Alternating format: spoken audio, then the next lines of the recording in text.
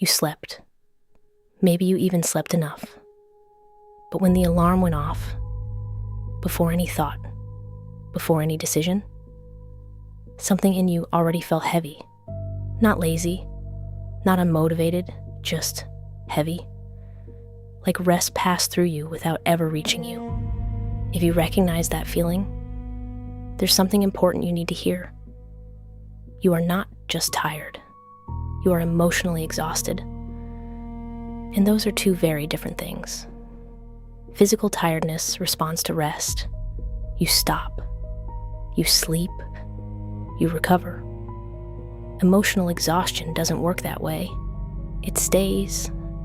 It's there in the morning, in the afternoon, at night. It's there even on days when you did nothing, even on vacation, even on the good days. And that's what makes it so hard to name. Because how do you explain being exhausted by something you can't show? What emotional exhaustion looks like from the inside. Emotional exhaustion doesn't always look like collapse. Sometimes it looks like irritability. You snap at small things that never used to bother you. Like distance, you're physically present, but it feels like you're watching from behind glass. Like numbness. The things you used to care about deeply now feel hollow. Like a quiet disconnection you can't explain, but you feel it. And you might still be functioning, still going to work, still answering messages, still meeting responsibilities, which is exactly why no one notices. Why you don't let yourself notice. Because from the outside, everything looks fine, but inside, you're running on fumes. The difference. No one taught you. There's something that most conversations about burnout miss. Your nervous system does not distinguish between physical threats and emotional ones. To your body, to your most ancient brain, carrying overwhelming responsibility, feeling like you have to be strong all the time, repeatedly suppressing emotions, or living in a state of constant low-grade alert is as draining as running a marathon every single day. Except without the visible exhaustion of someone who ran. That's why emotional exhaustion is so deceptive. You don't have a broken arm to show. You don't have a fever to justify the rest you need. You just feel like you can't anymore. And then you ask yourself, why am I like this? Or worse, what's wrong with me? Nothing is wrong with you. You're responding in a completely human way to a weight that went too far for too long. The roots. Where this comes from. Emotional exhaustion rarely happens overnight. It accumulates, quietly, over months, sometimes years. And there are patterns that show up in people who reach this state. The first is chronic emotional suppression. When you grow up learning that feeling too much is a problem, that crying is weakness, that needing things is inconvenient, you learn to push emotions down, but they don't disappear. They get stored in the body, in the nervous system, accumulating. The second is emotional caretaking.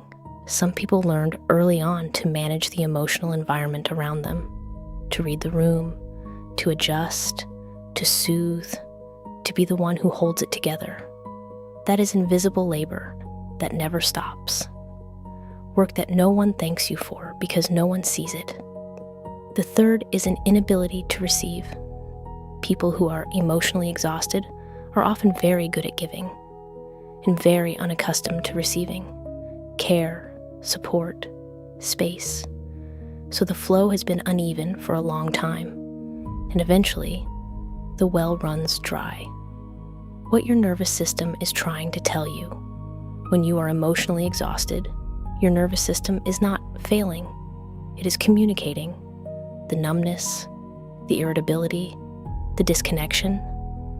These are not signs that you're weak or that you've lost who you are. They are signals that you've been in survival mode for far too long, and that something needs to shift, not necessarily something dramatic, not a complete overhaul of your life. Sometimes the shift begins with saying, I'm exhausted. This is real. This matters. Because emotional exhaustion thrives in silence.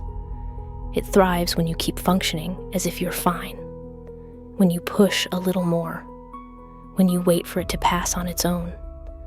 And often it doesn't pass. It deepens. But when you name it, when you let it exist, something begins to move. Not everything resolves, but a crack of light appears, validation and reframe.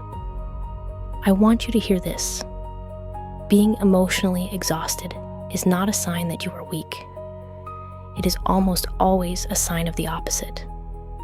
The people who reach this state are usually the ones who carried the most, who felt the most, who cared the most, who tried the hardest, and who did all of that, often without enough support, without real rest, without someone saying, you don't have to be strong right now. Your exhaustion is not a flaw. It's evidence that you were present, even when it was hard.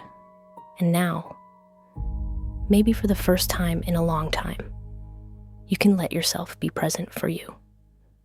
Closing reflection and invitation. Before this video ends, I want to leave you with a question, not to answer right now, just to carry with you. When was the last time you felt truly rested? Not just not tired, truly rested. Mind quiet, chest light. The feeling that you didn't need to be anything other than what you are. If you had to think hard or couldn't remember, that already tells you something important. Emotional exhaustion is not a weakness to hide. It's a signal to listen to. And listening starts here, with naming, with recognizing. You're not broken. You're not overreacting. You're not lost. You're exhausted. And there is a profound difference between those things. If this video named something you've been feeling, but couldn't say out loud, tell me in the comments. One word, one sentence, a fragment. Because sometimes that's where real change begins. This was episode 1 of Silent Wounds, a series about the pain that's been there for a long time, but was never spoken aloud. If you want to follow along, subscribe and turn on notifications. See you in the next one.